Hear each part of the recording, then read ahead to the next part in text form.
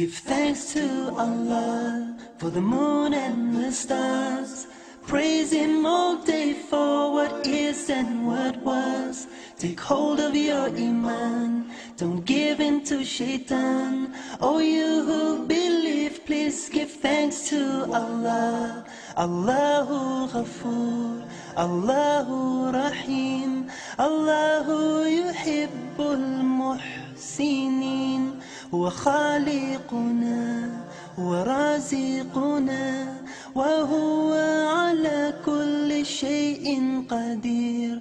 Allah is Ghafoor, Allah is Rahim, Allah is the one who loves the Muhsinin. He is our creator, He is our sustainer, and He is the one who has power over all. Give thanks to Allah for the moon and the stars. Before I became a Muslim, I think I was just for all intents and purposes, I was just a normal teenager, I suppose. I went out with friends and just did normal teenage stuff. I think I liked Britpop, I went to concerts, went to the big day out.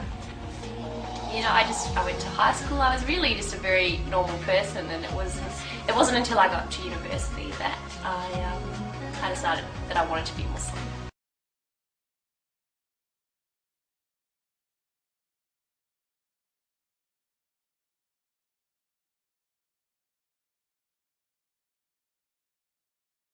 When I was about 17, I started to question why I believed what I believed. Did I believe what I did just because I'd been raised to believe it, or because I thought it was true? So I decided that I wanted to look into other religions. I actually had as my New Year's resolution that I wanted to look into Judaism and that sort of thing. I had no interest at all in becoming Muslim. When I read about what Islam said about itself, I realised it was actually very different to what I thought. It was actually very peaceful, very egalitarian, strong emphasis on equal treatment of women, strong stance on social justice. I thought it was very intellectual religion, yet it was also very spiritual, and that really appealed to me as well. And so after a couple of years of actually looking into it and taking it seriously, it was when I was 19 that I realised this is actually something that I really believe in. Give thanks to Allah for the moon and the stars. Praise Him all day for what is and what was.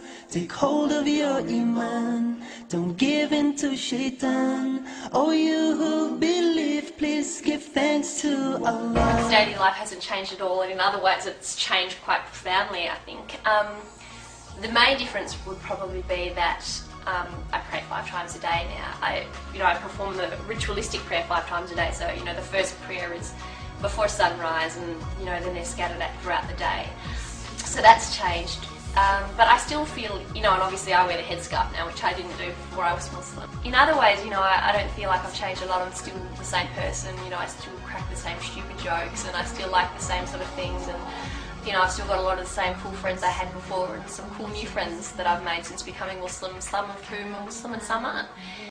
I am a Muslim, Islam my deen, Allah my Lord, His word Quran, Muhammad Prophet, praise be upon. I'm a Muslim. So we live in a society where women are constantly objectified. How many times do we turn on the TV or drive past a billboard where a half-naked woman is being used to sell spaghetti or toothbrushes or carpet or whatever?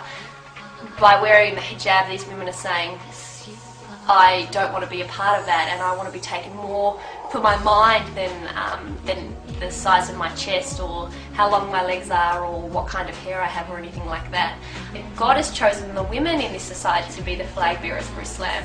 My husband has a beard, but people can't necessarily tell that he's Muslim, he just really sort of fits in with everybody else. But for me, as soon as someone sees me, they know that I'm Muslim, and so I'm like the flag bearer or the ambassador for Islam, and I find it really interesting that God chose women for that role and not for men. Allahu Ghafoor, Allahu Rahim, Allahu Yuhibbul Muhsinin.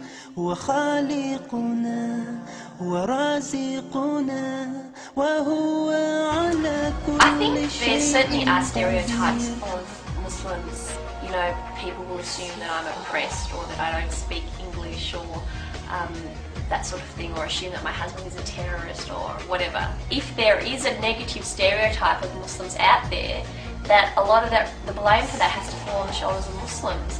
People aren't going to think the wrong things about us if Muslims aren't constantly doing the wrong thing or coming across negatively. Muslims also need to have open minds and participate in open, non-threatening dialogue and welcome non-Muslims into their mosques and talk to them about their religion. Because as long as there's sort of an us and them mentality, things are going to stay the way that they are. It's just a matter of talking to your neighbours or the guy you work next to at work or the woman that you sit next to in your class, and just be normal and friendly, and doing that sort of thing can really change stereotypes. With him are the keys of the unseen, the treasures that none knoweth but he. He knoweth whatever there is on the earth and in the sea. Not a leaf doth fall, but with his knowledge. There is not a grain in the darkness or depths of the earth, nor anything fresh or dry, green or withered, but it is inscribed in a record clear to those who can read.